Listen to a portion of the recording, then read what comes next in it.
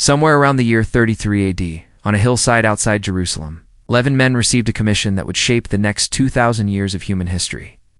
They were told to go into all the world, to baptize, to teach, and to ordain others who would carry that same authority forward after them. The Eastern Orthodox Church teaches that it is the direct and unbroken continuation of that original community, tracing its bishops in an uninterrupted line back to those same 11 men. 18 centuries later, in the spring of 1820, a 14-year-old boy knelt in a grove of trees near Palmyra, New York. He said he received a vision. He said he was told that all existing churches had gone astray. 9 years after that, the Church of Jesus Christ of Latter-day Saints was formally organized not as a continuation of what came before, but as a restoration of something it taught had been entirely lost. Two churches. Two completely different answers to the same foundational question. Which one is actually following the original apostles? Welcome to the Caelustra. Our purpose today is to examine what each tradition actually claims, where the historical record supports or complicates those claims, and what the theological distance between them actually consists of. Neither tradition will be declared the winner here. The evidence will speak, and the audience will decide what to make of it. To find where these two paths diverge, we need to begin not in 1820 or even 1054, but with a single phrase that sits at the center of both traditions' competing claims. There are three major theological areas worth examining together. The first concerns where religious authority actually comes from. The second concerns what happened to the early church after the apostles died. And the third concerns what that means for every person sitting in a pew or a meeting house today. Eastern Orthodox teaching holds that apostolic succession is the tracing of a direct line of apostolic ordination, orthodox doctrine, and full communion from the apostles to the current episcopacy of the Orthodox Church. This is not a metaphor for the Orthodox. It is a precise, traceable historical claim. Every bishop in the Eastern Orthodox Church today can point to a chain of ordinations stretching backward through centuries to the apostles themselves. The Orthodox Church views itself as the one church established by Jesus Christ and his apostles, beginning on the day of Pentecost in the year 33 AD. The unbrokenness of this succession carries enormous theological weight for the Orthodox. It rests directly on Jesus Christ's promise that the gates of hell would not prevail against the church, and his promise to be with the apostles to the end of the age.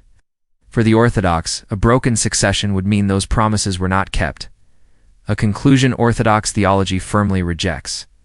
The Eastern Orthodox Church numbers its membership at approximately 300 million worldwide, a community that has maintained this claim across 17 centuries through the fall of Rome, the Ottoman conquest of Constantinople, and 2 world wars. The Latter-day Saint response to this claim is direct. Church teaching does not dispute that the Orthodox preserved a continuous institutional presence. It disputes whether that institution retained the actual divine authority it claimed to hold. According to LDS doctrine, the authority given to the apostles was not merely diminished over time. It was lost entirely, an event referred to in church teaching as the Great Apostasy. The LDS Church teaches that apostolic succession was broken during this falling away, and was later restored in America through direct divine intervention. It's not through any gradual human reformation of existing institutions.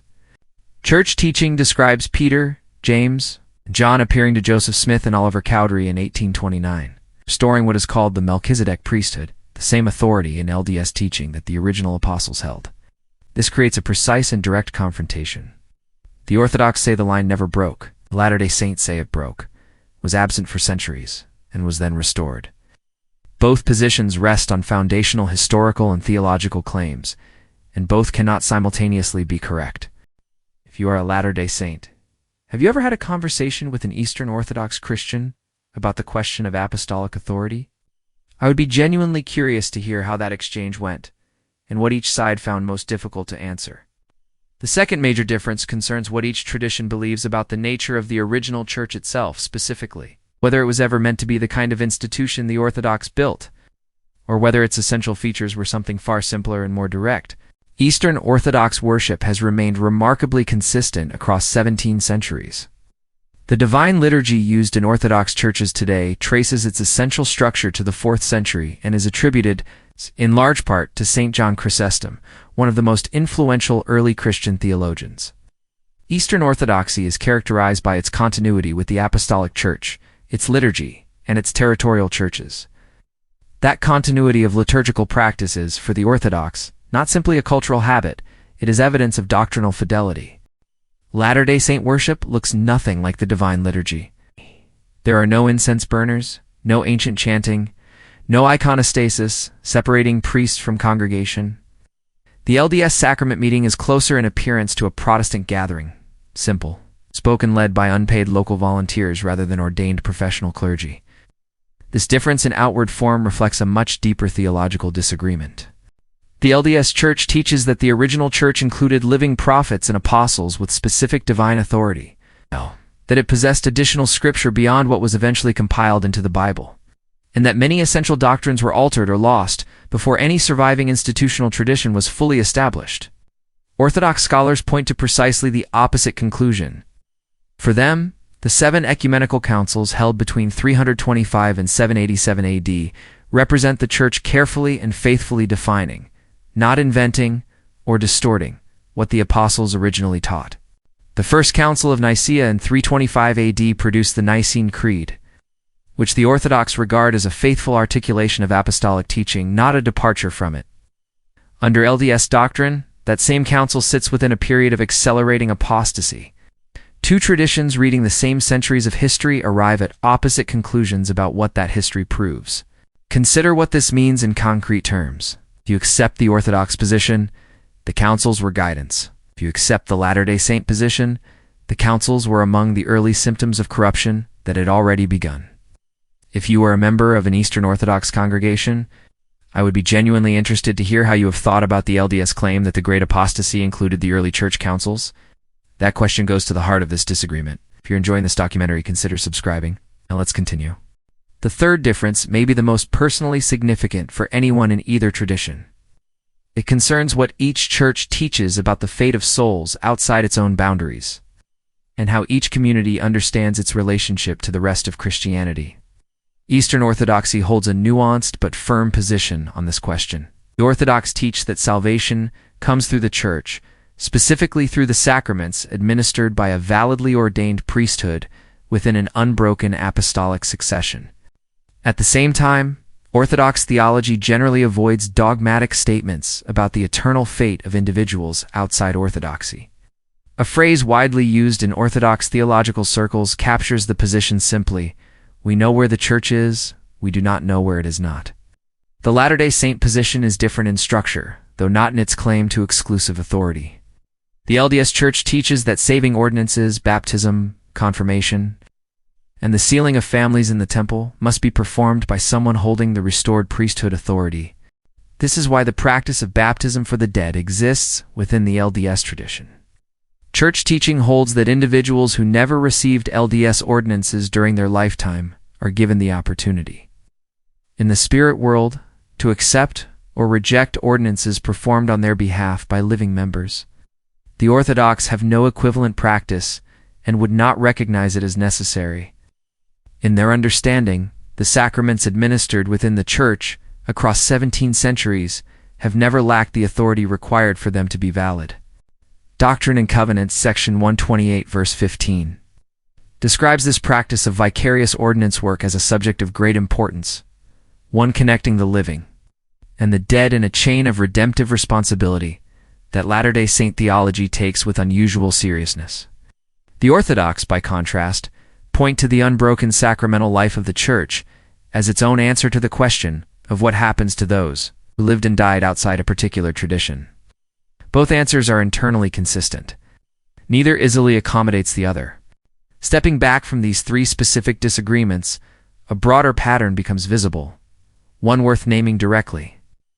Both traditions make a claim that almost no other institution on earth would dare to make: that they possess the actual divine authority granted by Jesus Christ to his apostles, and that this authority is essential for certain saving ordinances to be valid.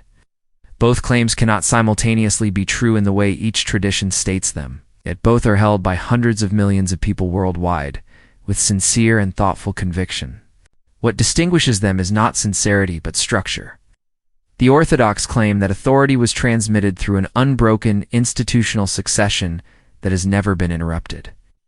The Latter-day Saints claim that succession was broken, recognized as broken by God himself, and then restored through direct supernatural intervention in the 19th century. Both positions have internal coherence. Both are supported by serious theological argument, and both lead to entirely different conclusions about what a person should do, what ordinances they should receive, and which community they belong to. If you are a Latter-day Saint, the Orthodox argument presents a genuine intellectual challenge, not because it disproves LDS teaching, but because it raises a question LDS theology must answer. Why would God allow the gates of hell to prevail against an unbroken institutional church for nearly 15 centuries?